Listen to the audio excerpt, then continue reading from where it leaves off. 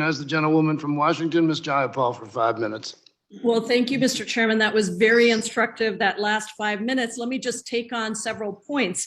The other side gives money out too. Let's be really clear. That's the $2 trillion tax cut that Donald Trump passed with Republican votes. And that is a tax cut that went to the top 10% of the country. And that's if you're generous, it went to the top 10%. So don't tell me that you don't like to give out free money, because you're giving it out all the time. Let's look at, if you want to look at a debacle, how about the debacle of what's happening right now with oil and gas companies profiteering and the profits of these corporations going up massively, even as working people across this country cannot afford their gas at the pump. This is profiteering, and it's not just by those oil companies. Look at the food companies, look at the agriculture companies. You are seeing people profiteering right now, and those are the people that our colleagues on the other side of the aisle want to help. The difference here is that Democrats want to help regular working people, folks who are struggling across the country just to make ends meet. That's what Democrats are about. And that's why when you look at the American Rescue Plan, it was an unmitigated success. And it was an unmitigated success for the right group of people, for the 90% of Americans who desperately need the help, not for the top 10% that the Republicans are always trying to deliver freebies for. No, the reality is our economy was devastated by the pandemic. Unemployment was at its lowest levels in over half a century, but President Biden and Democrats acted boldly to deliver a relief package that met the scale of the crisis. And thanks to the American Rescue Plan, the US economy has rebounded faster than anyone predicted. It helped people stay in their homes. We have cut hunger by 25%. We've cut child poverty in half. We've helped wages to rise. Unemployment is down to 3.6%, a level that the Congressional Budget Office did not predict we would reach for the entire decade. A level, by the way, that is the lowest level of unemployment in over half a century. So you want to talk about a debacle, talk about the economy under Donald Trump that rewarded only the richest people and the Republican tax cut of several years ago. You want to talk about success for working people, talk about the American Rescue Plan. Now, let me get back to my questions. After just 2.5 years, we've returned the US labor market back to its pre-pandemic strength. And our recovery has been much more equitable in stark contrast to the response to the Great Recession. Dr. Coronado, can you elaborate on why it was so important to go big and provide meaningful relief quickly, and how this response contrasts to the Great Recession?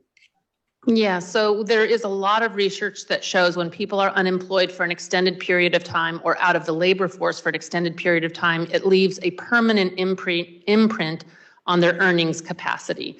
So their wages, the wages that they return to the labor force at are lower, and the growth is slower, and they are more prone to spells of unemployment down the road. There's lots of evidence of this, which is why speed is important. It is important not just to restore the economy, but to bring people back in. There's been a lot of talk of people being on the sidelines. That has been turning around with great force.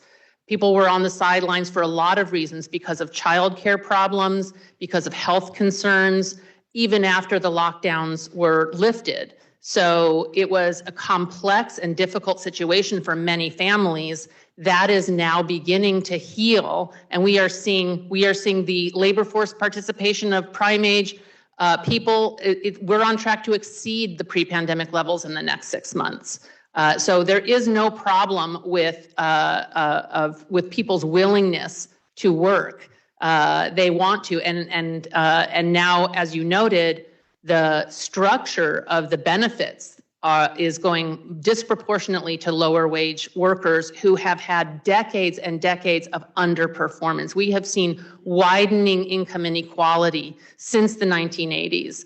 And for the first time since then, we are seeing actually wage gains much stronger, twice the pace for the lowest quintile of workers as it is for the top quintile of workers. I just want to clarify one other point of red versus blue states, since I live in a red state. The cities are blue. And we definitely took advantage of all the the American Rescue Plan programs. Our mayor heartily engaged in providing assistance to renters to keep them in. We are a service sector city. We got hit, I'm in Austin, we got hit really hard, and we bounced back really fast in large part because a lot of these programs kept people going. Well, I'm going to ask you a quick question because my last colleague went over on time. So I know my Good time is time. expired. But really quickly, Mr. Chairman, the last part of the U.S. response was necessary because of holes in our existing supports. What could we do differently so that the help that people need during a crisis are in place automatically? Dr. Coronado.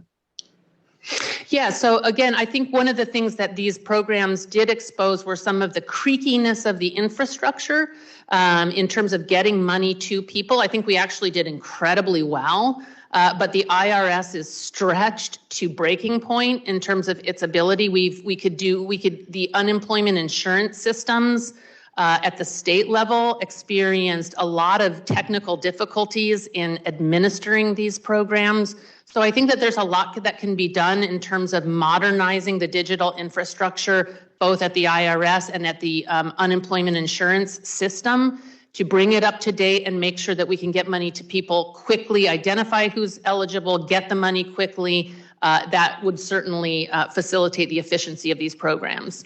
Thank you. Gentlewoman's time has expired. Chairman, I Now yield back. recognize